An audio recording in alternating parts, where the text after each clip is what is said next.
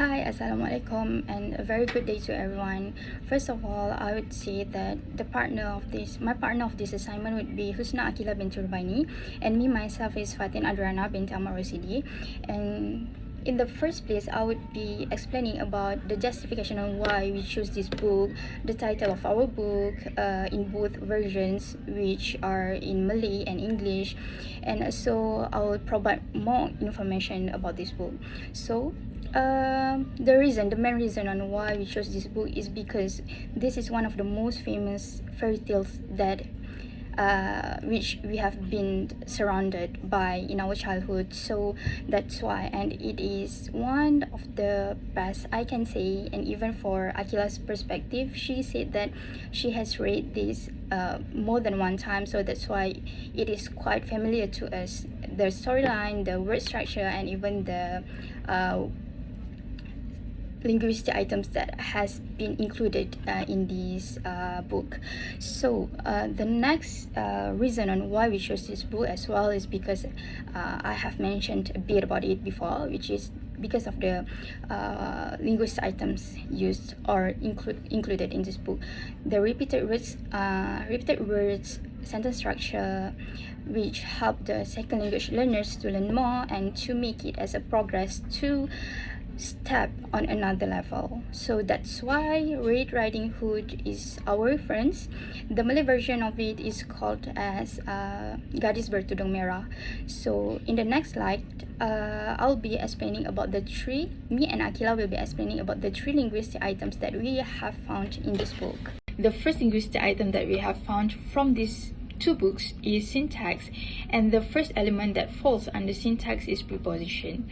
And in the posters, we have pasted two sentences from the Malay and English version of these books, which has the relation of preposition.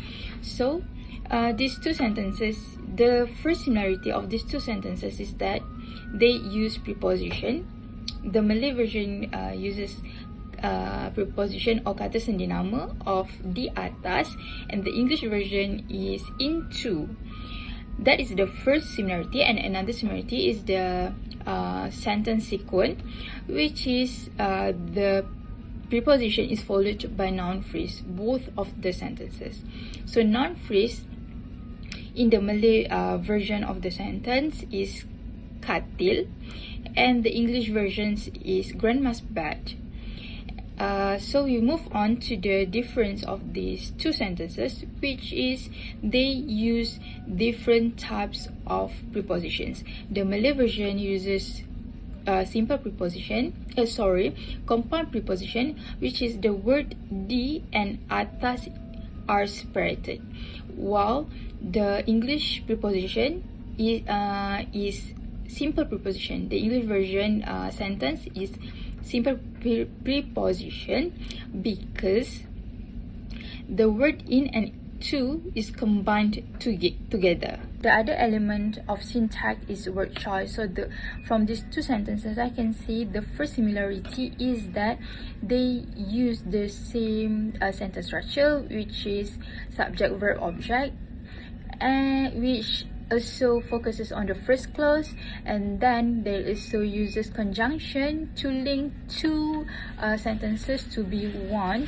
which is the English version uses and, which makes two simple sentences to be a compound sentence. And then they also not repeating the subject in the sentences, which is only mentioned once. Okay. The difference of these two sentences is that the Malay version of the sentence is showing more formality instead of this English version, because the verb is found, so it can be expected, or it can be concluded that it shows a lesser formality compared to English version. So another difference is that the word rumah in the English version is translated in another way, which is being replaced by the cottage in the English version. Because if we make a direct translate, rumah will be a home or a house. Instead, they use cottage to replace this word. The first element of syntax that I have found in this book is noun phrase. So from these two sentences, I can say that the first similarity is both of them have head nouns, and the head nouns can be found in the Malay version, which is Serigala Kelabu Besar, while the English version has the Big Bad Wolf. And the other similarity of these sentences is that they have the same sentence structure, which is the sequence of subject-verb agreement in the first sentence or first clause of these sentences, which make them similar. And we move on to the difference, which is the first one is the sequence of adjective of these two sentences are totally different, because English has their own sequence of adjective groupings such as colors, time, condition, and such, while Malay as well has their own groups to separate those adjectives. And the last difference of these sentences is the verb comes before object for the Malay version, while for the English version the verb comes after object. Hi, my name is HUSNA BINTI RUBAINE, and I will continue the presentation. Now let us move on to the second linguistic item, which is semantics. Semantics is the study of meaning in language. We look at 3 key semantic features found from the Red Riding Hood story analysis. The first one we look at synonymy, next is hyponymy, and the last one is anomaly. So the first semantic features is synonymy, where words have similar or interchangeable meanings. So for example, in the Malay version, Little Red says nenek, besarnya mata nenek. Meanwhile, in the English version, it reads Little Red noticed the door was open. This was very odd. Both sentences use words that could be replaced by synonyms. So I will explain the first one. For the Malay version, the word besar could be replaced with luas, its synonym. So for the English version, the word odd could be replaced with strange. So the similarity from the both version is that the meaning remains the same despite the word change. But however, the differences lies in the tone and focuses for both versions. The Malay sentences emphasize more on physical exaggeration to create a dramatic effect. Meanwhile, the English version, it focuses more on feeling for suspicion and also strangeness.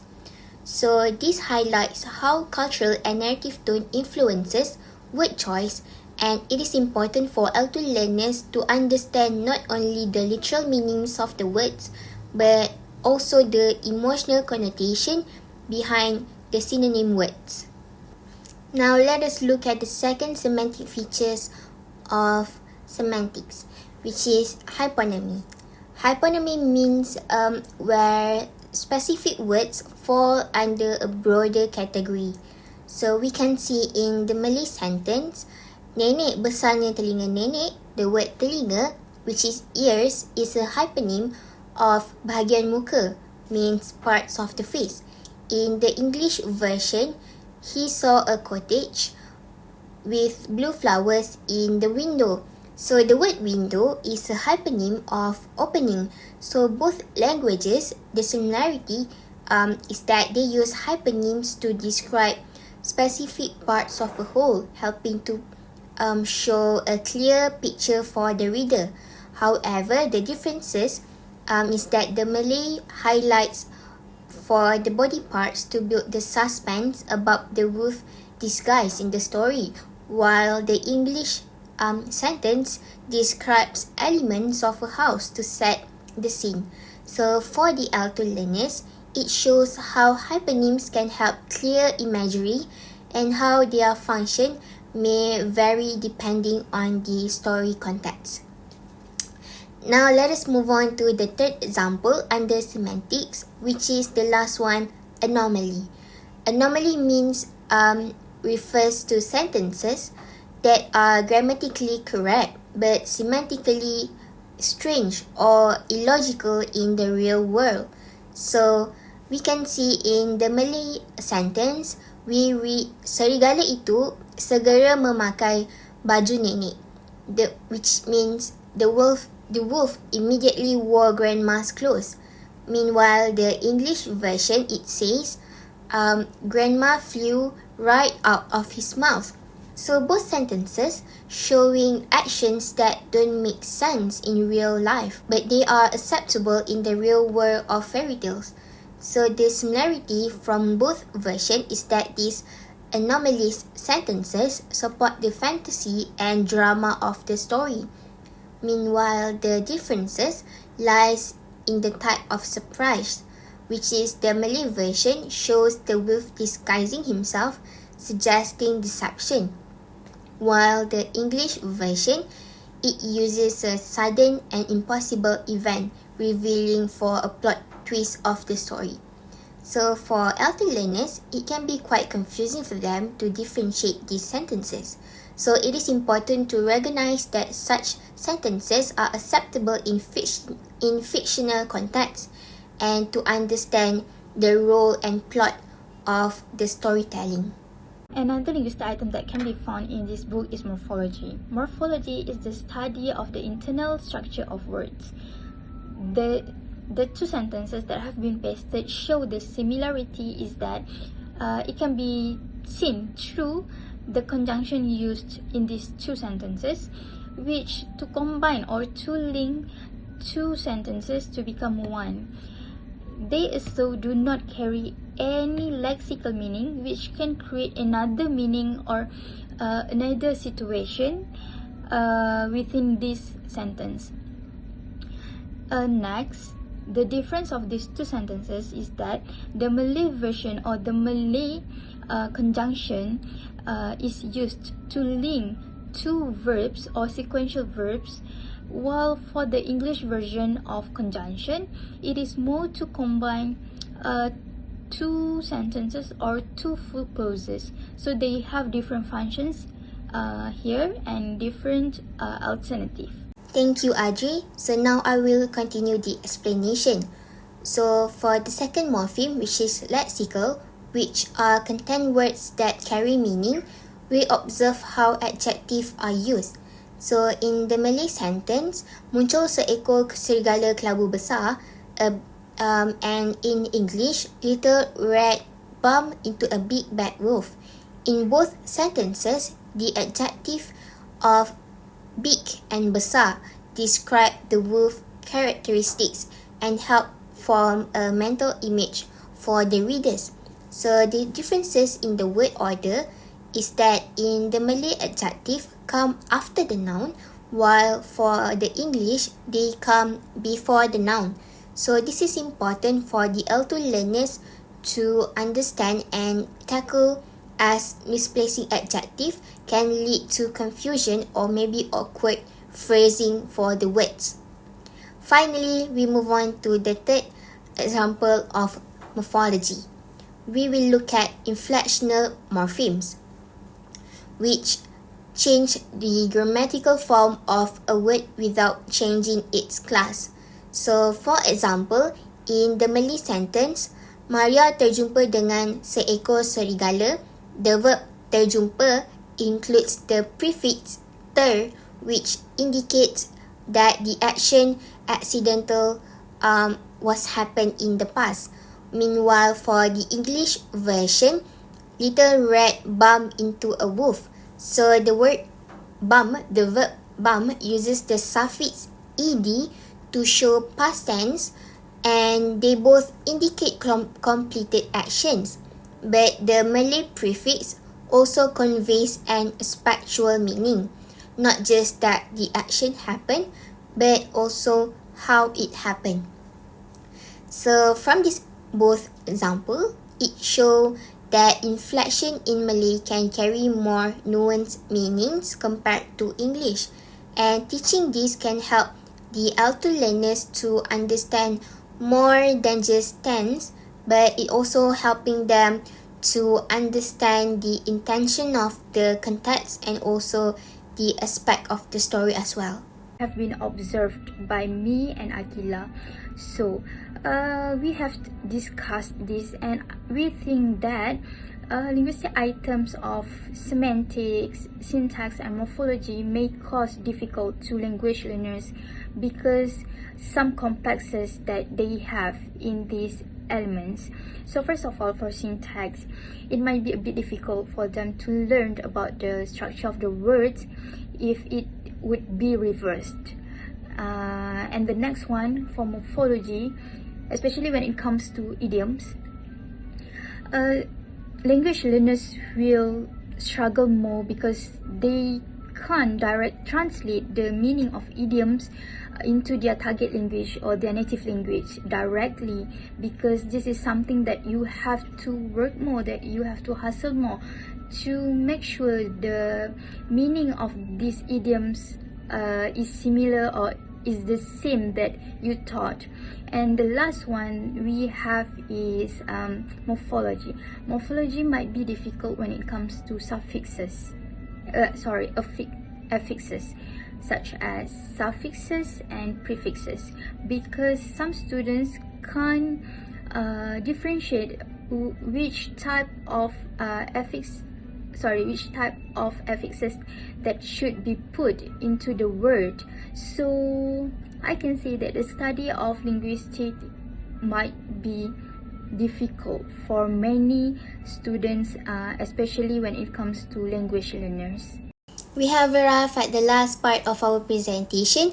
I will explain some effective ways to help the L2 learners, especially those learning English and Malay, to understand the key linguistic items based on our contrastive analysis of the Red Riding Hood story. So I will focus on the three main areas, which is syntax, semantics and morphology. First, we will take a look at syntax, which deals with how words are arranged in a sentence. So one helpful technique is by using color-coded charts. So from these charts, it can visually highlight parts of speech like subjects, verbs and also objects. So this could help the learners to clearly see the structure of English or Malay sentences. For example, we can color the verb in red, the subject in blue, and the object in green. So that's for the first method. So the second method is to give learners jumbled sentence activities, where they can rearrange components to form grammatically correct sentences. So this could reinforces correct word order and also helps them to compare differences between the two languages. So next we move on to semantics. So one useful way is for the learners to use the semantic map. Semantic map is a diagram that shows how a word in English, for example, such as odd, is connected to other related words like weird or strange for the synonyms, and even their L1 Malay equivalents like pelik. So from this method, it could help the learners expand their vocabulary and also understand meaning in context. So finally, for morphology, which focuses on how words are formed and how morphemes work, a good suggestion is morpheme matching. So here, for the L2 learners, they are given prefixes or suffixes and they could match them with base words. So this helps them recognize patterns and also understand how meaning can change with the addition of affixes in the base words. So in conclusion, our contrastive analysis of the Red Riding Hood story in English and also Malay shows that while both languages share some similarity in syntax, semantics and also morphology, they also differ in structure, word use and also their meanings. So by understanding these differences could help us find better ways to support the auto learners, such as using visual aids, sentence rearrangement and also the semantic maps. And also the last one is the morpheme activities. So by applying these methods, we can make language learning more effective, engaging and also meaningful for students and all the L2 learners. Thank you so much for lending your ears. That is all from me, Husna AQILA, and my partner Adriana. Have a good day.